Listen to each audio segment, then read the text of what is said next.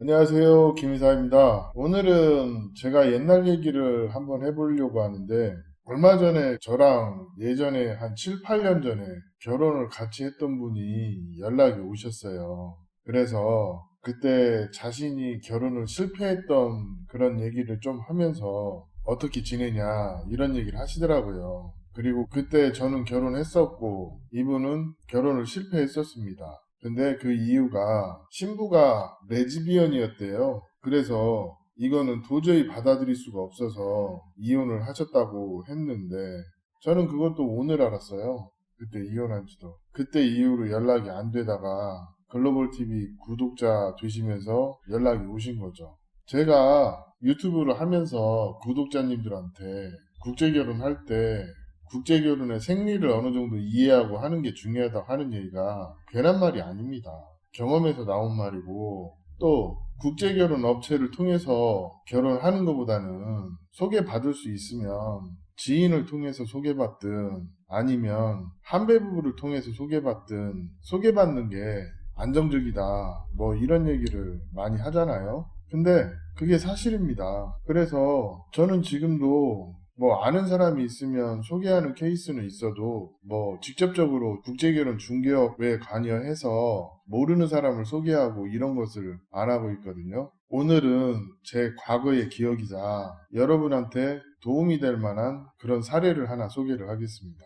예전에 한 7, 8년 전에 나홀로 국제결혼이라고 국제결혼에 관심 있는 사람들끼리 밴드 활동을 하면서 서로 소개시켜주고 뭐 그렇게 해서 결혼하고 그런 게 좀 있었거든요. 그때도 제가 기숙사를 하고 서류를 하고 그러면서 해줬는데 그때 멋모를 때 참 무식하게 일을 했던 때가 있었어요. 그때 저희 아시는 분이 그래도 베트남에 대해서 좀 알고 있어서 아는 여자들이 많아서 이래저래 한 소개비 50만 원 받고 그냥 소개만 시켜줬거든요. 근데 그때 그렇게 소개받아서 결혼한 사람이 한 30명 가량 결혼했는데 현재 제가 소식을 듣고 있는 사람은 한 4커플 그 정도 빼고는 뭐 들리는 얘기가 없어요. 그럼 유야 무야 뭐 헤어졌다고 봐야겠죠. 뭐 그런데 제가 하고 싶은 얘기는 이거예요. 그 당시에 국제결혼에 대해서 모르는 사람들이 서로 너 잘났네 나 잘났네 하면서 그렇게 아무것도 모르는 상태에서 국제결혼을 진행하다 보니까 진짜 조력해줄 사람 하나도 없이 또 신부에 대한 검증도 할 수 없어서 그냥 지푸라기라도 짚고 싶은 심정으로 그렇게 결혼을 진행한 사람들이 참 많았어요. 이건 개인들끼리 결혼하는 것뿐만 아니라 업체를 통해서 하신 분들도 그때는 그런 게 참 많았단 말입니다. 그러니 아무래도 국제결혼에 대한 인식이 좋을래야 좋을 수 없겠죠. 얼마 전에 전화 오신 분도 그 제 지인한테 소개를 받아서 결혼을 진행하다가 와이프가 레즈비언인 걸 알고 도저히 진행할 수 없어서 중간에 접었는데 좀 이런 것들이 문제가 좀 있었어요. 그리고 또 그 당시에 호치민에서 기숙사를 하던 업자분이 계신데 아마 이름만 대면 아실만한 분이에요. 지금도 하고 있으니까. 근데 그 당시에 서류하는 거면 신부 교육을 시킨다고 하는데 신부가 지내는 그런 기숙사 퀄리티면 지금 보면 참 문제가 많았는데 그때는 그러려니 하고 넘어갔거든요. 제가 그 꼴 당하고 나서 사실은 서류랑 기숙사를 직접 하고 국제결혼 회사까지 차리게 된 계기가 됐는데 지금은 어느 정도 경험이 쌓이고 어느 정도 기반을 잡고 보니까 자기 돈 벌려고 무책임하게 행동하시는 분들이 참 많더라 하는 생각을 많이 했었습니다. 근데 얼마 전에 전화 오신 분이 이런 얘기를 해요. 아무개를 소개받아서 결혼을 했는데 아내가 레즈비언이었고 그렇게 파혼을 하게 됐었는데 저희 지인 욕을 엄청 하더라고요. 근데 제가 뭐 제 지인을 두둔하려고 하는 얘기는 아니고요. 그 당시에 신부 소개해주고 한 50만원, 100만원 정도 소개비를 받았던 것 같아요. 근데 이분은 신부 검증도 없이 어떻게 소개를 할 수 있냐. 이걸로 저희 지인 원망을 엄청 하시더라고. 그래서 제가 그랬어요.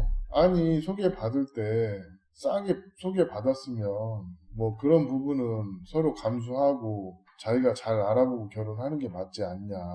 그런 얘기를 좀 했는데, 뭐, 그분이 소개하면서 그 여자가 레즈비언인 것까지는 어떻게 알았을까요? 뭐 그런 얘기하고 대충 이야기를 마무리했어요. 제 과거의 기억이, 저도 베트남 여자랑 국제 결혼을 했다가 이혼을 하고 다시 만나서 결혼 생활 시작했습니다.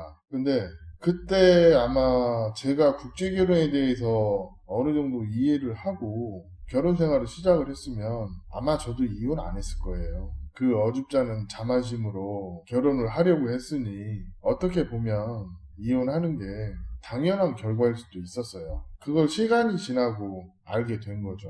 그리고 제가 국제결혼 피해보신 분들을 상담을 종종 해드리고 있거든요. 근데 그분들이 한결같이 하는 말이 있어요. 자신이 국제결혼에 대해서 잘 모르고 너무 미숙한 상태에서 성급하게 결혼을 하다 보니 여러 가지로 자신에게도 문제가 많았다. 이런 얘기를 하시는 분들이 참 많거든요. 그러면서 누가 주변에서 조언도 좀 해주고 조력도 해줬으면 아마 이혼까지는 안 가지 않았겠냐. 이런 얘기를 많이 해요. 그때도 국제결혼 하고 나서 진짜 신부들 문제라고 보기는 어려운 서로 간의 감정이 대립해서 헤어지는 그런 케이스가 되게 많았거든요. 한국에 들어와서도 마찬가지입니다. 그래서 제가 주로 그나마 아는 사람을 통해서 소개받으면 좀 낫지 않냐 하는 말이, 이걸 보통 베트남 중매라고 하는데, 이 중매로 소개받으면 그래도 어느 정도는 알고 시작하는 부분들이 있고, 또 제일 중요한 거는 내 아내가 왜 나와 결혼했는지 그것을 잊지 않는 겁니다. 나와 결혼한 이유가 지속적으로 충족이 되면 결혼 생활이 계속 유지가 되는 거예요. 그게 사람마다 이유는 달라요. 그런데 하나 확실한 거는 신부가 어떤 결혼 생활의 순수한 목적보다 돈에 치우쳐서 결혼을 하면 어차피 그 결혼이 얼마 못 간다는 거는 자명한 이치입니다. 근데 신랑들이 그걸 너무 가볍게 생각하고 자신은 결혼 생활을 잘 이끌어갈 수 있을 거라고 생각하시는 분들이 참 많거든요. 그러다가 뭐 피똥 싸는 거죠. 결혼을 했는데 와이프가 돈만 달라 하고 결혼 생활에 집중하지 않는다. 뭐 이런 얘기. 근데 실제 돈이 있는 사람들은 또 이런 얘기도 안 해요. 왜? 국제결혼이라는 속성이 이 쩐이 없으면 유지가 되기가 어려워요. 국제결혼뿐만 아니라 한국 여자하고 결혼해도 이 쩐이 없으면 결혼 생활 안 되는 거는 마찬가지인데, 대부분 자기가 경제적인 여유가 넉넉하지 못하기 때문에 이런 부분에 대해서 더 민감할 수밖에 없는 그런 분들이 신부하고 대립하다 보니 이런 일들이 생기는 거죠. 이거 진짜 우습게 생각할 거 아니에요. 그래서 국제결혼은 3대 원칙이 있습니다. 첫 번째, 내가 국제결혼의 생리에 대해서 잘 알고 시작을 해야 돼요. 그리고 신부하고 관계가 안정적인 궤도에 오를 때까지는 금전적인 부분을 쭉 밀어줘야 돼요. 그리고 세 번째, 신부를 선택을 할 때 결혼의 목적에 충실한 여자를 만나는 게 중요하다는 겁니다. 이 세 가지 중에 한 가지라도 삐끗하면 사실 결혼 생활이 힘들어요. 근데 이거를 그냥 너무 쉽게 생각하는 분들이 많다는 거지. 그리고 나이 먹고 나이값 못하는 그런 병신 같은 양반들이 좀 있는데, 내가 중년이에요. 근데 어린 청년의 여자를 만나면서 본인은 순수하지 않으면서 상대방한테 순수함을 요구해요. 그거 조금만 뒤집어 보면 어불성설이에요. 아니 그냥 봐도 이 여자가 왜 나랑 결혼했는지 누가 봐도 다 아는 얘기를 그 여자한테 순수함을 강요하고 자기는 순수한 사랑을 한다면서 어리고 이쁜 여자랑 결혼한다? 본인 자체가 이율배반적인데 그 결혼이 뭐 얼마나 좋은 결혼이 될까요? 저희가 그때 나홀로 국제결혼할 때 거의 대부분 신부 외모만 보고 또 어린 여자 위주로 결혼을 하다 보니까 대부분 실패했어요. 왜냐? 그 베트남 여자들이 왜 나와 결혼하는지 이런 부분에 대해서 너무 쉽게 생각하고 관심을 안 뒀던 그런 측면이 저도 마찬가지지만 이혼이라는 결과로 다가온 거죠. 제가 그런 경험이 있었던 이유로 저는 절대 모르는 여자는 소개 잘 안 해요. 뭐 한 달이라도 건너서 아는 사람, 아니면 내가 결혼시킨 한배 부부의 친인척 아니면 제가 하는 어학원에서 수학을 한다거나 제 주변에 아는 분들 이런 분들 위주로 하다 보니까 정확히 얘기하면 소개하는 건 아니죠. 소개에 관여하는 거지. 저는 서류하고 한국어 교육만 관여하니까. 반대로 얘기하면 사후 관리는 확실하게 해준다는 거죠. 사실이 그렇고요. 그것만 잘해줘도 거의 문제없이 결혼이 진행이 되고, 진짜 중요한 거는 내가 봤을 때 이 사람은 결혼하면 안 되겠구나 하는 그런 사람들은 아예 처음부터 관여를 안 했어요.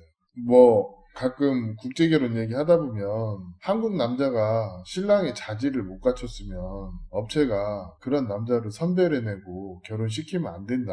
어떤 분들은 뭐 그런 얘기도 하거든요. 근데 아니 자기가 자기 돈 내고 결혼한다는데 그거를 어떻게 말리며 또 이 사람이 결혼할 만한 자격이 있는지 없는지 이거를 어떻게 알아요. 그리고 제가 생각할 때는 남 탓하는 것은 제일 바보예요. 자신의 결혼인데 남 탓을 한다? 아니 뭐 국제결혼 실패했는데 남 탓한다고 뭐가 바뀌나요? 안 바뀌어요. 그럼 국제결혼은 제가 전자에도 얘기했다시피 내가 국제결혼의 생리를 잘 이해하고 또 나랑 결혼하려고 하는 여자가 어떤 의도로 나와 결혼하려고 하는지 그런 부분에 대해서 잘 이해하고 또 나에게 관심을 보이고 성격이 밝은 인성이 괜찮은 여자를 찾아서 결혼하려고 해야 하는데 그냥 뭐 외모가 우선이고 처음에 베트남 여자가 거짓으로 보여주는 웃음 보고 괜찮은 것 같다고 결혼하는 그런 남자가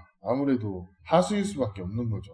사실은 이런 부분이 이혼을 경험한 저로서는 이런 국제결혼을 시작할 때 본인 자체가 결혼의 목적에 충실하지 않은 이런 분들 보면서 너는 결혼해도 얼마 못 구하겠구나 이런 생각을 할 수밖에 없는 거죠. 이게 어른이 보면 아이가 하는 행동이 그대로 보이잖아요. 국제결혼에서도 이런 게 좀 있습니다. 그래서 짬에서 나오는 바이브, 경험치 이런 걸 무시를 못하는 거예요.